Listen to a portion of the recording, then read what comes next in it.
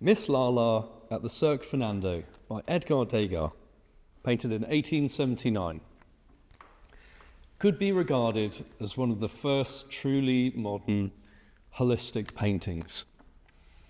It's a depiction of a mixed-race athlete, a working-class lady who is making her money doing a career in the talent that she loves in the 19th century, at a time where to achieve such things would be considered highly difficult, if not impossible. And so Degas chooses to capture this fleeting moment. He was an impressionist, which, for those of you that don't know, the impressionists were kind of interested in capturing very kind of intimate, quick, very fleeting moments of time. And so Degas, in this moment, chooses to depict Miss Lala in perhaps one of the greatest moments of her career. And I feel that not only is this a piece about this specific, very specific moment, I think it's more than that. It's kind of like a history painting.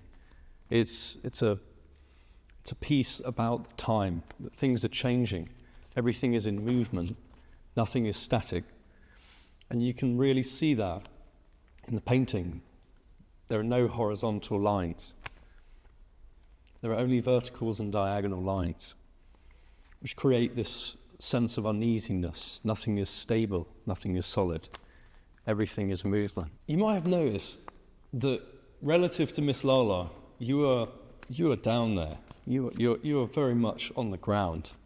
You're not in a place of elevation. You're almost made to feel small in a way. And this is a traditional technique used in classical painting, reserved for kings and dignitaries and the ruling classes. They'd put you below the line so that you were looking up at them, so that they were closer to God and that you were kind of here on earth, very much trapped in your position. And so Degas knows this, and he chooses to elevate Miss Lala to this, kind of sacred view, this sacred position. She and her body is very much, it's in movement. She's reaching upwards. She's kind of ecstatic. And we know that Degas was very much influenced by Renaissance paintings, especially ceiling paintings, sort of angels and cherubs reaching upwards. It's a way of sort of, showing love for God and things like that. But it's also kind of about power and individual power. One thing I noticed about the painting is that all of the colours are harmonious and repeated throughout. So you see big areas of kind of rich oranges and greens. And I know from historical evidence that Degas underpainted Miss Lala with green, which was an emerging technique at the time. It allowed for a kind of more natural impression of skin. But what it does subtly and psychologically is it creates this amazing unison where the performer becomes the stage, becomes the performance. So things are losing their kind of uniqueness, things are losing their meaning, which is important, because when things lose their kind of their predetermined meanings, it creates new interpretations and new ways of looking. And I think that's what Degas was trying to do with this painting, a new way of looking.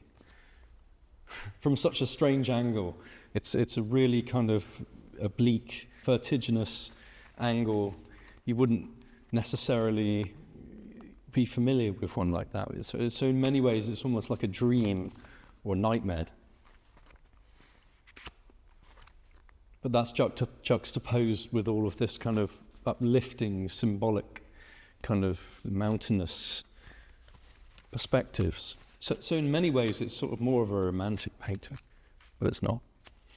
In summary, this painting is about a moment of grace, an infinitesimally small moment, but a moment of great grace, where a young lady is completely kind of lost in her art, and Degas is lost in it with her, in a way. He kind of loses his traditional themes, his narratives. He goes to the circus 5 times after the first show. So he's clearly taken by this scene of intimacy and grace.